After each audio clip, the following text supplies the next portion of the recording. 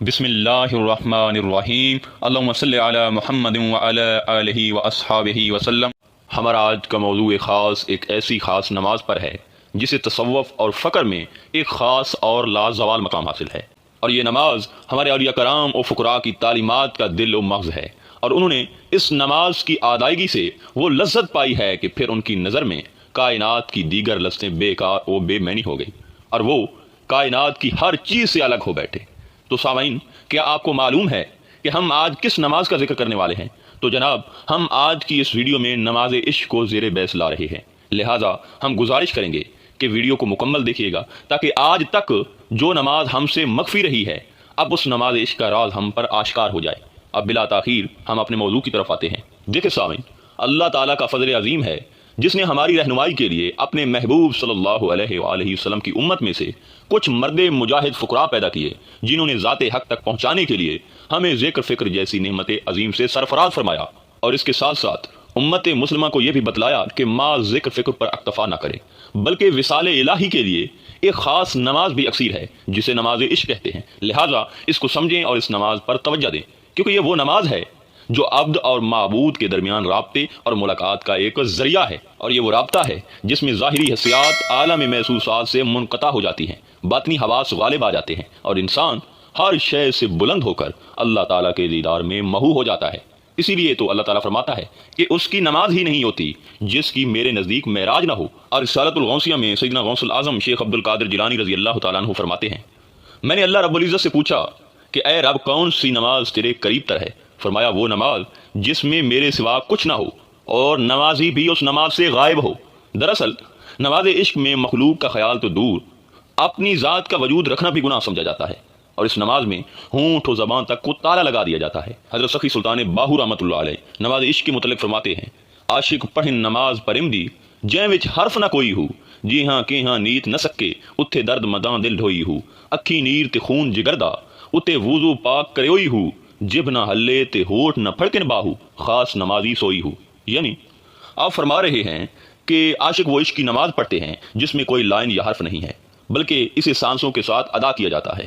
اور آپ فرماتے ہیں کہ یہ وہ نماز ہے جسے ہر ایرا غیرہ اور فرقہ پرست ملا نہیں پڑھ سکتے، بلکہ یہ نماز خاص لوگوں کے حصے میں آتی ہے، کیونکہ اس نماز کے لیے جو وضو کا اہتمام ہوتا ہے وہ پانی سے نہیں بلکہ جگر کے خون سے کیا جاتا ہے، اور جگر کا لہو دینا ہر آدمی کے بس کی بات نہیں ہے۔ سامعین محترم، یاد رہے کہ جب نماز عشق کی نیت کر لی جاتی ہے تو ظاہری عبادت گاہ اور ظاہری عبادت دونوں کا تصور معدوم ہو جاتا ہے، کیونکہ عبادت گاہ عاشق کے اپنے اندر قائم ہو جاتی ہے، اور یہ ایک ایسی عبادت گاہ بن جاتی ہے جس میں معبود حق پورے اظہار سے موجود ہوتا ہے۔ پھر اس کے لیے مندر، مسجد، کلیسا یا حرم سب ایک سا ہے، بس اس کے لیے ہر جگہ اللہ کی ذات ہے۔ اسی لیے تو بابا بلے شاہ رحمۃ اللہ علیہ فرماتے ہیں، اساں عشق نماز جدو نیتی ہے سن بھول گئے مندر مسیتی ہے، ملا چھوڑ دے علم کتاباں دا ایویں چائی بھار عذاباں دا، وضو کر لے شوق شراباں دا تیرے اندر باہ پلیتی ہو، تیکو کعبے دے وچ نور دسے ساڈے بت خانے وچ حضور وسے، ساتھوں نیڑے تیکوں دور وسے تیری نیت وچ پلیتی ہے، اساں عشق نماز جدا نیتی ہے سن بھول گئے مندر مسیتی ہے۔ دیکھے سامعین، حضرت بو علی کلندر رحمۃ اللہ علیہ بڑے اللہ والے گزرے ہیں، اور وہ لوگوں کے ساتھ یا سب کے سامنے نماز نہیں پڑھتے تھے۔ خیر، لوگوں نے آپ کا یہ عمل دیکھ کے اس دور کے بہت بڑے مفتی سے اس معاملے میں بات چیت کی کہ حضرت بو علی کلندر رحمۃ اللہ علیہ بزرگ صفت انسان ہیں، مگر ان کا نماز ترک کر دینا اچھا عمل نہیں، لہٰذا آپ انہیں نماز کی ترغیب دیں تاکہ بزرگی اور ولایت پر آنچ نہ آئے۔ خیر، اس حقیقت کو مد نظر رکھتے ہوئے مفتی ضیاء الدین حضرت بو علی کلندر رحمۃ اللہ علیہ کی خدمت میں حاضر ہوئے اور ان سے سوال کیا کہ آپ نے اپنی یہ کیا حالت بنا رکھی ہے اور آپ نماز کیوں نہیں پڑھتے؟ تو یہ سن کر حضرت بو علی کلندر رحمۃ اللہ علیہ نے یہ فکرہ دہرایا کہ بے عیب ذات اللہ رب العزت کی ہے، اللہ بس باقی حوث۔ یہ سن کر مفتی نے کہا، جو کچھ بھی ہو ہر حال میں نماز کی ادائیگی لازم ہے۔ حضرت بو علی کلندر رحمۃ اللہ علیہ نے جواب دیا کہ مفتی صاحب، آپ اپنا کام کیجئے، مجھے نماز معاف ہو چکی ہے۔ یہ سن کر مفتی کو بہت غصہ آیا اور وہ بولا کہ تم بہت عجیب آدمی ہو، نماز رسول اکرم صلی اللہ علیہ وآلہ وسلم کو معاف نہیں تھی تو تمہیں کیسے معاف ہو گئی؟ حضرت بو علی کلندر رحمۃ اللہ علیہ نے جواب دیا کہ تم مجھے میرے حال پر چھوڑ دے، کیونکہ میں مست الست ہوں اور دکھاوے کی نماز ادا کرنے کا مجھے بالکل شوق نہیں۔ مگر مفتی بضد رہا کہ تمہیں نماز پڑھنی ہوگی۔ یہ باتیں سن کر حضرت بو علی کلندر رحمۃ اللہ علیہ کو جوش اور ہوش آ گیا اور فرمایا کہ مفتی، رسی سے میری کمر باندھ دو، اگر میری کمر بندھی رہی تو میں تیرے کلموں کی تعمیل کروں گا، اور اگر میری کمر آزاد ہو گئی تو میرا پیچھا چھوڑ دینا، کیونکہ میں آزاد آدمی ہوں اور مجھے اپنی پابندیوں میں مت گھسیٹو۔ خیر اب مفتی ضیاء الدین نے آپ رحمۃ اللہ علیہ کی کمر رسی سے مضبوطی کے ساتھ باندھ دی، مگر یہ دیکھ کر حیران ہو گیا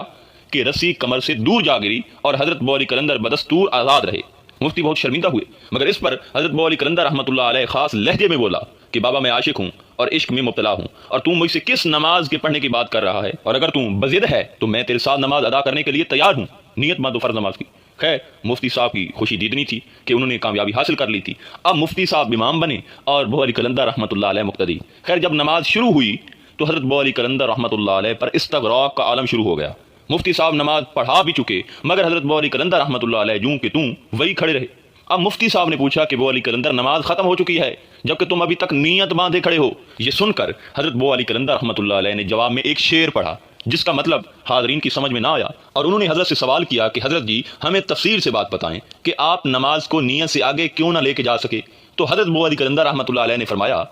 کہ مفتی کی گھوڑی نے بچہ دیا، اور جہاں مفتی کے گھر گھوڑی اور بچہ موجود ہیں وہاں گندم رکھنے والا کنواں نما جگہ بنی ہوئی ہے، لہذا ساری نماز میں مفتی کے دل و دماغ پر اس فکر کا ڈیرا جمع رہا کہ کہیں گھوڑی کا بچہ گندم والے کنویں میں نہ گر جائے، لہذا میں ایسی نماز کا قائل ہی نہیں ہوں، اور میں اپنے حواس سے بیگانہ نہیں ہوں بلکہ ایک غلام کی طرح عشق الہی میں غرق ہوں، خاموش رہتا ہوں کیونکہ غلام بولا نہیں کرتے۔ تاہم ہی تو حضرت سخی سلطان باہو رحمۃ اللہ علیہ فرماتے ہیں کہ باج حضوری نہیں منظوری، توڑے پڑھن بانگ سلاتا ہوں، روزے نفل نماز گزارن توڑے جاگن ساریاں راتا ہوں، باجو کلب حضور نہ ہوئے توڑے کڈھن سے زکاتا ہوں، باج فنا رب حاصل نہیں باہو نہ تاثیر جماتا ہوں۔ یعنی آپ فرما رہے ہیں کہ حضوری قلب کے بغیر نماز قابل قبول ہی نہیں ہے، چاہے انسان کثرت سے آذانیں دے یا نمازیں پڑھے، یا چاہے انسان ساری ساری رات نمازیں کیوں نہ پڑھتا رہے، کوئی قابل قبول نہیں ہے۔ مگر یاد رہے کہ نماز عشق وہ نماز ہے جس کی قبولیت میں کوئی شک نہیں، بلکہ یہ نماز ہر سیکنڈ میں یا ابدی کا جواب پاتی ہے۔ دیکھیں سامعین، اگر غور کیا جائے تو نماز عشق قرآن کا اصل پیغام ہے، اور یاد رہے کہ نماز عشق علم الکتاب نہیں بلکہ علم الحجاب بھی ہے، اور اندر کے تمام حجاب ختم کر کے اس نماز کی تہ تک پہنچا جاتا ہے۔ دیکھیں نماز عشق خود کی تلاش ہے، خود ہی کی تلاش ہے، اور نماز عشق رٹی رٹائی آیات پڑھنے اور اٹھنے بیٹھنے کا نام نہیں ہے، بلکہ نماز عشق ہر وقت کی ادا ہے، اس کا کوئی وقت مقرر نہیں اور نہ اس کی کوئی رکعت مقرر ہے، یہ ہر وقت ادا ہوتی ہے اور اس کی قضا بھی نہیں ہے۔ اور اس نماز کا مغز یہ ہے کہ ہر خیال گمان سوچ ارادہ اللہ کے لیے ہو، گناہ ثواب اجر و عذاب سب اسی کے قرب و وصال سے منسوب ہو۔ اور نماز عشق کی نیت بھی یہی ہے کہ معشوق سب کچھ ہو جائے اور عاشق کچھ بھی نہ رہے، وہ اپنی ذات کی اس طرح نفی کر دے کہ وہ اپنے وجود کی شناخت سے بھی محروم ہو جائے، تب جا کر وہ نماز عشق کا نمازی بنتا ہے۔ آخر میں دعا ہے کہ اللہ تعالی ہم سب کو نماز عشق ادا کرنے کی توفیق عطا فرمائے۔ انشاءاللہ تعالی ملتے ہیں ایک نئے موضوع میں، تب تک اللہ نگہبان۔